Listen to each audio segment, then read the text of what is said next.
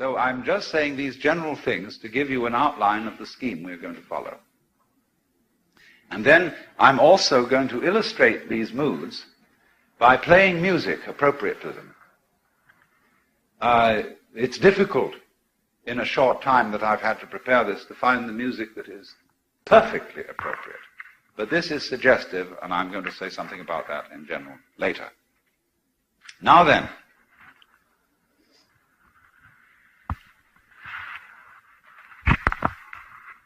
let's go back to the fundamental assumption that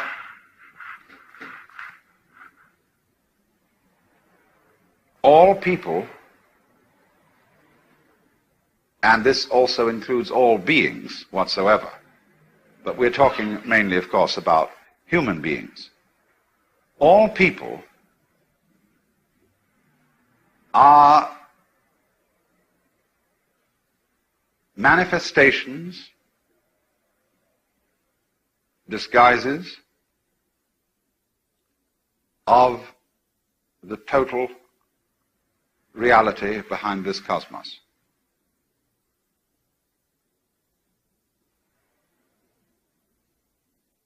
And that if that is so, there are not any mistakes in the world.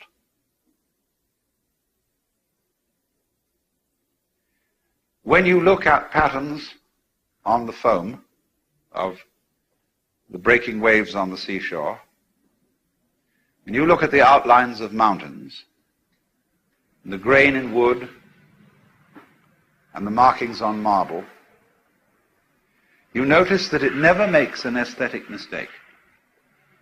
Never. Also, when you study plants, and you go into their relationships with each other and with insects, the fact that the so-called diseases of plants are the full life of some other kind of organism having a ball, and you see this complexly interrelated world, and you realize that it all hangs together, that everything outside the human world is a system of balances where you couldn't have really any form of life without the others going on too. There have to be friends and there have to be enemies. Because if there aren't enemies, the friends get too prosperous and they kill themselves by their excess of exuberance. So they're constantly being pruned by various kinds of enemy species. And what is, when you got down there and you suppose you identified yourself with a certain plant, you would thoroughly object to, if you were a lettuce, to the snails eating you up. And also a person who gets identified with lettuces, you see, say somebody who grows lettuces for his living, gets mad at the snails. But actually,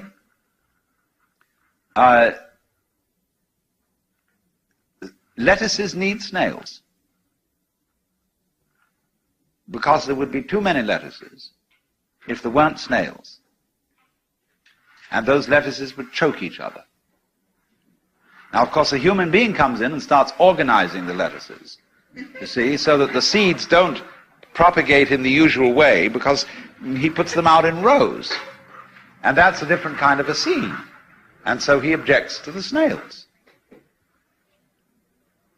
But that's because he's looking at the problem of lettuces from a partisan point of view. And it's quite right that he should do so.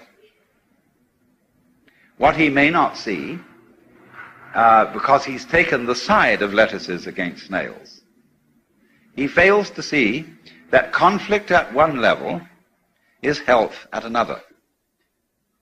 Just as conflict going on between microorganisms in your bloodstream is absolutely essential to the health of your organism as a whole. But you're not aware of that conflict going on, because conscious attention doesn't need ordinarily to focus upon it. And so you don't get involved, and you're not anxious about what party is winning and what party is losing. They're keeping up a kind of balance. Now then, to take this a step further, we are all amazingly involved in the process of being human and playing our game and taking our side. And therefore our victories and defeats, our sicknesses and our healths, are things we get mighty partisan about. And therefore we cannot see that human behavior is just like everything else. It never makes a mistake. Only its never making a mistake must include the feeling that mistakes can be made. See, that's where this point of view would differ somewhat from the point of view of a Christian Scientist who strives manfully, in a way, to assert that evil is purely illusory, but doesn't quite grasp the point that the illusion of there being something evil is important and good too. We're not trying to get rid of it, you see. Because if you get rid of it, you would have problems. I could say, for example, that a historical character like Hitler,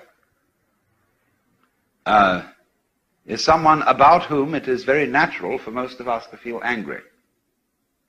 And that's perfectly right that we feel angry, although he is as much a natural phenomenon as an earthquake. So what we have then is a system of a sort of hierarchy, of levels. And at the point where you are involved, you can't stand aside from yourself and look at it objectively in the same way as you look at the patterns of foam on the seashore or as the life of the fishes in the tide pools. But to be liberated is to be able to see human life in the same way as you see all other life. And to do that, you have to be able to live, as it were, on two levels. The level of involvement and the level of detachment. And therefore, cultivating the level of detachment is something that is done through the mysterious human property of self-consciousness. To be able to know that you know, to feel that you feel.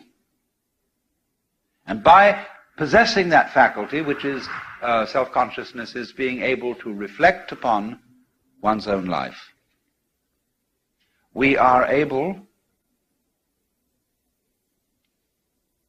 to become, as it were, to go to a level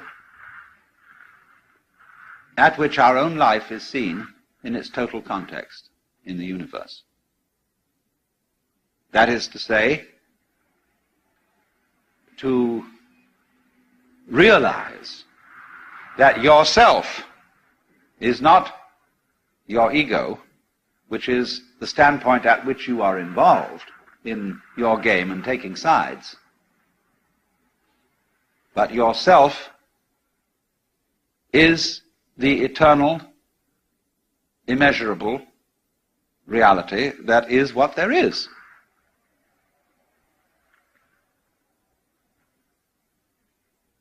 Only the difficulty here is that this capacity of self-consciousness, although it is that which enables us to awaken, is also capable of getting us into perfectly frightful messes. Into all kinds of what must be called feedback snarls, where you know that you know, you can think about thinking, And the moment you can think about thinking, you can think whether your thinking was right or not. Did it come off? Did I do the right thinking? Then you start to worry. Then you start to worry about the kind of thinking you are doing about thinking. And so builds up our peculiar human anxiety. When these creatures that are not self-conscious behave, they behave spontaneously. They just go zoom, zowie, and do what they have to do. And so if it doesn't work, they die. But they don't worry about it in advance. That's that. Magnificent, you see. And human beings have a faint memory, kind of archaic, sort of collective unconscious Jungian-style feeling that there was a time when we didn't have to worry. And when we could never be neurotic. And a great deal of religion, you see, is an attempt to regain the golden age, the paradise lost. And so it involves, as it were, an attitude of surrender. Be not anxious for the morrow, what you shall eat, what you shall drink, or what clothes you will wear. For consider the flowers of the field.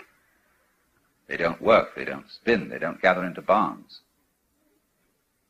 And yet Solomon, in all his splendor, was not clothed like one of those. And so if God clothes the grass of the field, which exists today and is thrown tomorrow into the oven, shall he not much more clothe you, faithless ones? I'm translating it myself to put it in a way that isn't just so familiar that you don't hear it. Now, I mean, that's totally subversive. These words in the Bible are outrageous. Everybody says, well, it's all very well for Jesus and a few saints and things like that. For all practical purposes, that's ridiculous. You can't live that way. After all, you've got to plan for your old age. You've got to have a savings account. You've got to have insurance. You've got to have a job. You've got to do all those things. See? So you have to think about that. Why can't I do that? So you see, in this way, the human being comes to reflect upon himself and begins to see that there's something wrong. Now, there isn't. But it's right that he should feel that something is wrong, because it is through this that his capacity for self-knowledge and self-consciousness develops.